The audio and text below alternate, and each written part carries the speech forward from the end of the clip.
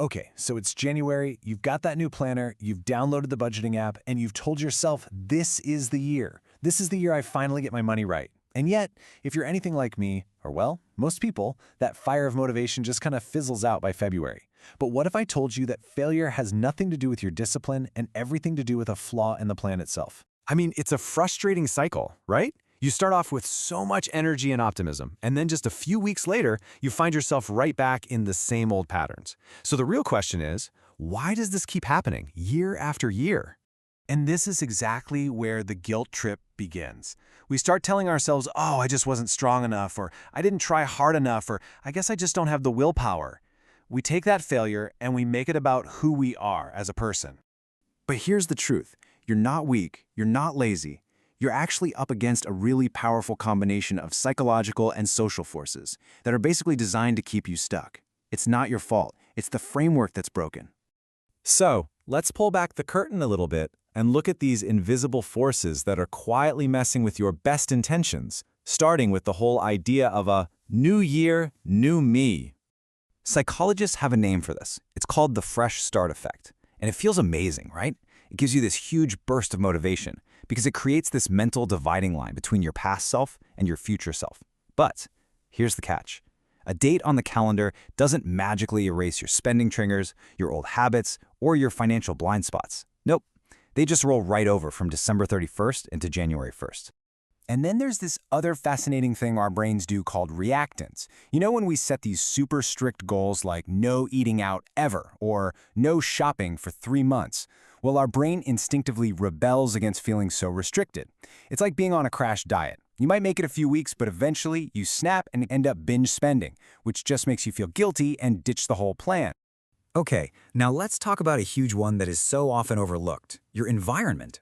See, you decide to change, but your world, it doesn't. Your friends still want to go to that pricey restaurant, your family still expects the usual birthday gifts. You're basically trying to swim upstream while your entire social world is pushing you right back where you started. That creates constant friction, and honestly, a lot of the time, our need to belong ends up winning out over our motivation to change. And this might just be the most powerful force of all. It's your identity. If deep down you see yourself as someone who's just bad with money, any goal you set to be good with money creates this massive internal conflict. And in the long run, you don't actually fail your goals. You just go back to being who you believe you are. Identity always, always wins. This chart just illustrates the problem so perfectly. See, we treat our spending like it's a math problem, but it's almost always an emotional one. We don't overspend because we can't add or subtract. If you look here, we overspend to deal with things like stress or boredom or social pressure. Your goal to just stop overspending never really stood a chance if it didn't address the real reasons you were spending in the first place. And finally, there's the perfectionism trap. Oh, this one gets so many of us. You make one little unplanned purchase or you miss one savings deposit, and that voice in your head immediately goes, well, it's ruined, might as well give up completely. This all-or-nothing thinking turns one tiny slip-up into a total failure, and suddenly, quitting feels like the most logical thing to do. So with all these forces working against us, the answer is just to have more willpower, right? Just try harder? Wrong. Let's dig into why relying on willpower is a losing game, especially in January.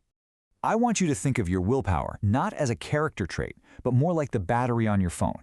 Every single decision you make, every temptation you resist, it just drains that battery a little bit.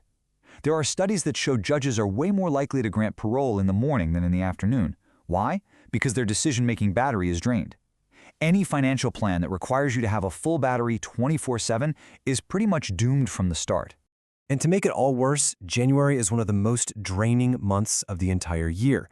You're dealing with the financial hangover from the holidays, it's cold, it's dark, you've got the stress of going back to work, and everyone on social media is posting about their perfect new beginnings. Expecting yourself to have peak willpower during all of that is just, well, it's completely unrealistic. Okay, so I know we've just torn down the old way of thinking, but now for the good part. Let's build a smarter framework, an approach that's designed to work with our brains, not against them. This right here, this distinction is probably the single most important takeaway. The flawed approach, over on the left, is all about outcome goals. But they're really just wishes, like save $10,000. They're not actions. The smarter approach, on the right, focuses on behavior goals. These are the systems that actually lead to the outcome you want. So instead of stop overspending, the goal becomes something like identify my spending triggers or make a plan for what to do when I feel stressed. You're focusing on the cause, not just the symptom. You're building a machine that produces the result. This table just sums it all up perfectly. It's time to stop relying on motivation, which comes and goes, and start building reliable systems. Stop setting rigid goals and start focusing on shifting your identity. Stop trying to drain your willpower and start designing your environment to help you win. And please, for your own sake, abandon perfection and learn to celebrate progress. So, look, if there's only one thing you take away from all of this, let it be this. Give yourself some grace. For all those times in the past that a goal didn't stick, it wasn't you who failed, it was the approach. The traditional advice just ignores everything we know about human psychology and it sets you up to fail. So I'll leave you with the question to think about. Instead of setting another big outcome-based goal that's probably just going to fade away, what's one small, actionable system you could build this week? Something that would support the person you actually want to become. Because that little shift in focus, that could be the thing that changes everything.